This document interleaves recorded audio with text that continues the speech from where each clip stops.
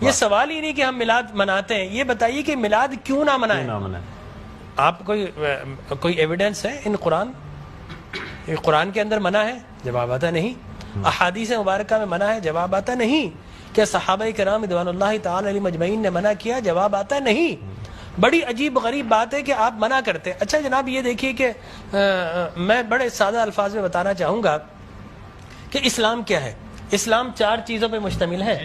حضور نے جو فرمایا وہ اسلام ہے، حضور نے جو کیا وہ اسلام ہے، اور حضور نے جس سے منع کر دیا وہ اسلام ہے، اور حضور نے جس سے منع نہیں کیا وہ بھی اسلام ہے۔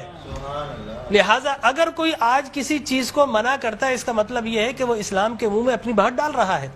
اب نہ اللہ سے بھول ہوئی نہ رسول سے بھول ہوئی، قیامت تک کی ساری ناجائز چیزوں کو قرآن مجید اور احادیث نبویہ میں بڑے بڑے بورڈ لگا دیے گئے کہ these are the prohibited thing, یہ حرام ہے، یہ حرام ہے، یہ حرام ہے، بڑے بڑے بورڈ لگا دیجیے۔ اور دیکھیں طریقہ اور اصول بھی یہی ہے کہ ہر جائز چیز کا نہیں بتایا جاتا۔ مثال کے طور پر اگر آپ کو کہیں جانا ہے تو آپ نے کبھی زندگی میں بورڈ نہیں دیکھا ہوگا کہ الاؤ ہے ادھر آ جائیے، نہیں، یہ کہیں نہیں لکھا ہوگا۔ ناٹ الاؤڈ ہوگا وہاں ضرور لکھا، جہاں ناٹ الاؤڈ ہوگا، پروہیبٹڈ ایریا ہوگا، وہاں پر بورڈ لگا ہوگا کہ یہاں داخلہ منع ہے۔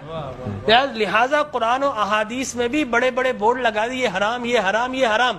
اور مجھے کہنے دیے ڈاکٹر صاحب، اللہ کا نبی بنیادی طور پر ہر جائز کام کروانے نہیں آتا، بالکل نہیں۔ دراصل اللہ کا نبی ہر ناجائز کام سے روکنے کے لیے آتا ہے۔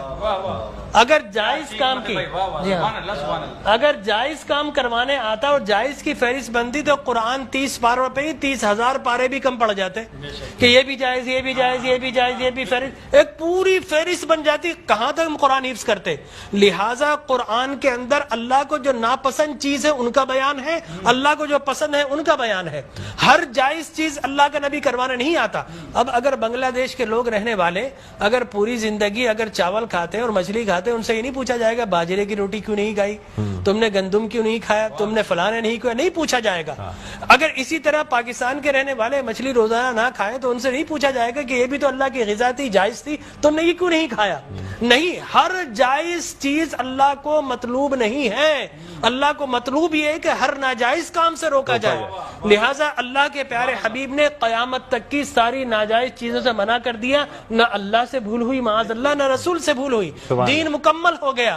اب اگر کوئی یہ کہتا ہے کہ یہ ناجائز، یہ بدعت، اس کا مطلب یہ ہے کہ کیا تجھ پر وحی نازل ہو گئی؟ باب نبوت تو بند ہو چکا ہے، اب تو کس بنیاد پر کر رہا ہے؟ دیکھیے اب کس بنیاد پر تم منع کر رہے ہو۔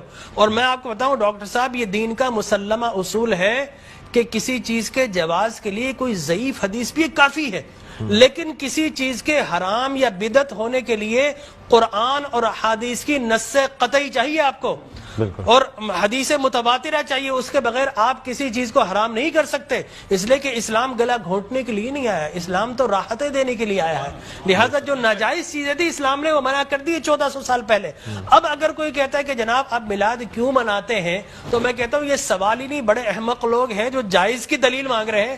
ارے بھائی دلیل تو ناجائز کی ہوتی ہے، لہٰذا آپ ناجائز کی دلیل دیجئے گا۔ قرآن میں منع کیا کہ احادیث میں، بلکہ اب میں یہ کہتا ہوں اس بات کے بعد آپ قرآن پڑھیے، اللہ تبارک و تعالی نے 5 نبیوں کا میلاد قرآن میں بیان کیا ہے۔ حضرت آدم علیہ الصلوۃ والتسلیم کے میلاد نامے قرآن کے 5 رکوع پر متفرق پہلا واقعہ ہی میلاد نامہ آدم ہے۔ فرشتوں کو جمع کیا، میں آدم کو پیدا کرنے والا ہوں، کیا کریں؟ سیلیبریشن کرو۔ آدم کی ولادت کا موقع، نفخت فیہ من روحی فقعوا لہ ساجدین، جیسے ہی میں یہ آنکھ کھول دے، یہ پیدائش ہو جائے، ولادت ہو جائے، تو تمہیں کیا کرنا ہے؟ اس کو سجدہ کرنا ہے۔ اللہ تبارک و تعالیٰ فرماتا ہے کل مجمعون الا ابلیس، سارے فرشتوں نے سیلیبریٹ کیا، آدم کو سجدہ کیا سوائے ابلیس کے۔ تو معلوم یہ ہوا کہ جس نے میلاد منایا اللہ نے اسے نورانی قرار دے دیا، اور جس نے انکار کیا اللہ نے اسے شیطانی قرار دے دیا۔ سبحان اللہ سبحان اللہ۔ لہٰذا اسی طرح میں 2 منٹ بس، اسی طریقے سے سورہ قصص میں حضرت موسیٰ علیہ الصلوۃ والتسلیم کی میلاد نامہ اللہ نے 28 ابتدائی آیات میں بیان کیا. اور حضرت یحییٰ علیہ الصلوۃ والتسلیم کا میلاد نامہ سورہ مریم میں کیا سلام علیہ یوم ولدا، سلام ہو یحییٰ پر کس دن؟ جس دن وہ پیدا ہوئے. لہذا نبی پیدا ہو رہا تو اللہ سلام بھیج رہا ہے. اور پھر حضرت عیسیٰ فرماتے والسلام علیک یوم ولدت ویوم اموت ویوم ابعث حیا، سلام ہو مجھ پر جس دن میں پیدا ہوا. سرکار نے فرمایا. اور پھر اللہ تبارک و تعالی نے ووالدین وما ولد کہہ کر حضور کے میلاد کو بیان کیا. اور حضرت مریم کی میلاد کو اللہ نے سورہ آل عمران میں بیان کیا.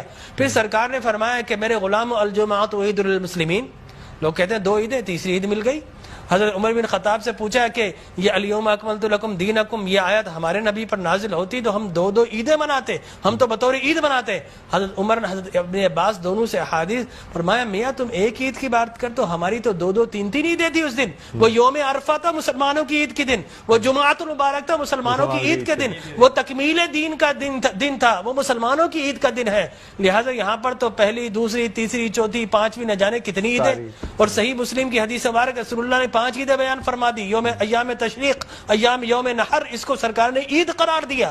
لہٰذا معلوم یہ ہوا کہ سرکار دو عالم. اور پھر میں عرض کر رہا تھا کہ آدم پیدا ہوئے، فرمایا الجمعۃ عید للمسلمین، جمعہ مسلمانوں کی عید کا دن. فرمایا رسول اللہ کیوں؟ فرمایا فیہ خلق آدم، اس لیے کہ اس دن تمہارے باپ آدم پیدا ہوئے. معلوم ہو آدم پیدا ہو تو عید کا دن، اور جس دن فخر بنی آدم پیدا ہو ہزاروں عیدوں کا عید. یہ عید بھی ہے اور یقینی طور پر جشن بھی ہے. دیکھیے حضرت عیسیٰ ابن مریم علیہ الصلوۃ والتسلیم پیدا ہوتے نا، اللہ تبارک و تعالی حضرت مریم کے پاس پینے کے لیے کچھ نہیں تھا. اللہ فرماتا وَهُزِّ إِلَيْكِ بِجِذْعِ النَّخْلَةِ تُسَاقِطْ عَلَيْكِ رُطَبًا جَنِيًّا، اے مریم گھبرا مت، اللہ کے میرا نبی آنے والا، اس کی ولادت ہونے والی ہے. یہ سوکھا ہوا درخت ہے، اس کو ہاتھ تو لگا. حضرت مریم جیسے ہی ہاتھ لگاتی ہے اللہ تبارک و تعالی میلاد عیسیٰ کی خوشی میں اس کو ہرا بھرا کر دیتا ہے اور پانی جاری و ساری کر دیتا ہے. تو اللہ تبرک بھی دیتا ہے، اللہ تبارک و تعالی اسے سیلیبریٹ بھی کرتا ہے. تو یقینی طور پر میلاد النبی صلی اللہ علیہ وسلم کے اگر جواز کی آپ بات کریں گے صبح ہو جائے گی. میں قرآن سے بھی بیان کرتا رہوں گا، میں احادیث نبویہ سے بھی بیان کرتا رہوں، لیکن ناجائز کی ایک دلیل اگر کوئی ہمیں دینا چاہے تو ہم موجود ہیں میٹرو ٹی وی پر، کوئی ایک دلیل ہمیں دے دے. لوگ کہتے ہیں بدعت بدعت، یہ بدعت. او بھائی بدعت، ہر نیا کام بدعت نہیں ہوتا، ہر نیا عقیدہ بدعت ہوتا ہے. لہذا وہ سمجھے نہیں، ہر نیا کام بدعت نہیں ہے. میں آپ کو ثابت کر دوں ہر نیا عقیدہ بدعت ہے. لیکن آپ شیطان نے جب بلیف جو جس چیز پہ انسان کا ہے وہ قائم ہے، وہ قائم ہے. ہر نیا کام، اگر ہر نیا کام بدعت ہوتا، خوشی منانا، عید منانا، اس میں تو کوئی ایسی بات انوویشن ہے اسلام کے اندر. آپ یہ دیکھیں نا حضور اکرم صلی اللہ علیہ وسلم کی وفات شریف کے بعد قرآن مجید جمع کیا، بدعت. پھر اس کے بعد تراویح بدعت. وہ بخاری کے ہذہ نعمت البدع. حضرت عمر بن خطاب کے الفاظ ہے کتنی پیاری بدعت ہے کہ میں نے تراویح شروع فرما دی. تو مقصد وہ کہ بدعت اچھی بھی ہوتی ہے. صحابہ کرام بدعت حسنہ بھی ہے، بدعت مذمومہ بھی ہے. اور مذمومہ بدعت کیا؟ اچھی چیز کو مٹا دینا. اور بدعت حسنہ کیا ہے؟ کسی اچھی کام کا جاری کرنا. فرمایا من سن سنتا حسنتا فلہ اجرھا واجر من عمل بھا الی یوم القیامہ. جو کسی اچھی سنت، اچھے کام کو جاری کرتا ہے، اس کے بعد قیامت تک اگر لوگ اس کام کو جاری رکھیں تو اس بگنر کو اللہ تبارک و تعالی اجر و ثواب عطا فرماتا ہے.